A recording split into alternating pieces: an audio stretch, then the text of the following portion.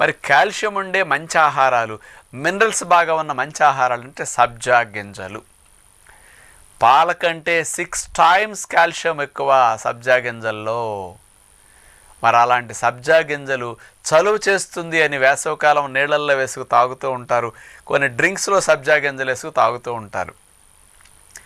మరి అది చలువ చేస్తుంది అనేది వాస్తవమో కాదో కానీ మరి అందులో ముఖ్యంగా ప్రధానంగా క్షారగుణాన్ని కలిగించే అద్భుతంగా ఉన్నాయి. ఆ క్షారగుణమే చలవ రూపంలో మన పెద్దలు చెప్తూ ఉంటారనమాట.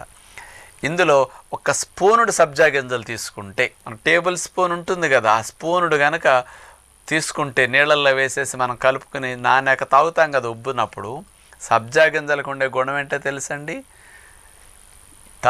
బరువు కంటే 7-8 రెట్లు బరువు ఎక్కువ నీటిని పీల్చుకుంటాయి అన్నమాట. అది అంటే సబ్జా గింజ నీటిని పీల్చుకుని